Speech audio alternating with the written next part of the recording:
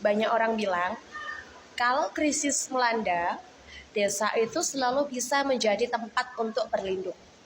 Tetapi, kalau kita melihat dalam sejarah agraria Indonesia, itu bisa saja hanya mitos. Studi oleh John Berman dan Gunawan Wiradi menunjukkan bahwa sektor agraria memang sempat menyerap tenaga kerja.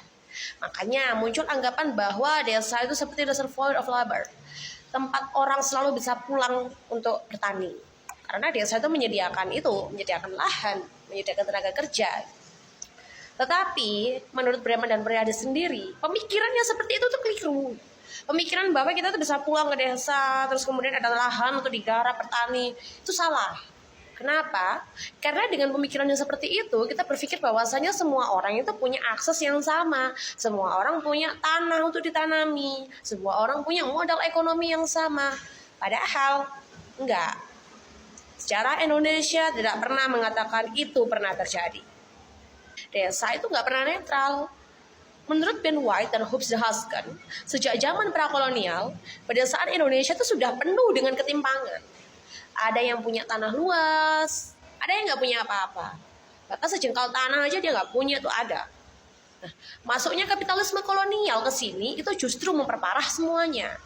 Gillian Hart, salah satu ahli agraria terkemuka, itu menjelaskan bahwa negara itu bukan kekuatan luar yang hanya membuat kebijakan dari pusat. Tetapi negara itu masuk langsung ke desa lewat relasi patronase.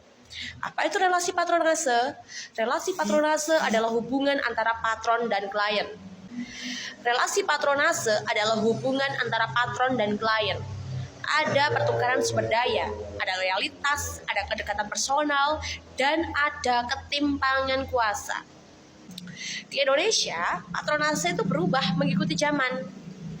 Di era prakolonial, hubungan patronase ini berbentuk berupa hubungan personal antara tokoh desa dan rakyat. Di zaman kolonial berubah menjadi alat administrasi kolonial. Dan sampai hari ini, relasi patronase ini menjadi jaringan birokrasi dengan struktur kekuasaan pusat. Hidup berdampingan dengan demokrasi, itu yang dikatakan oleh Lincoln. Sistem tanah, sistem agraria itu tidak pernah menjadi suatu hal yang setara. Hiroyoshi Kano, ahli sejarah agraria, itu meneliti sistem tanah komunal pada tahun 1868 sampai 1869. Dalam penelitiannya tentang ketimpangan dan kontinuitas patronase dalam lintasan sejarah, menelusuri sejarah perubahan agraria di Malang Selatan yang dituliskan oleh Grace Laksana, itu memberikan sebuah contoh pembagian tanah desa dengan sistem gogol. Di Malang, tanah dibagi lewat sistem gogol.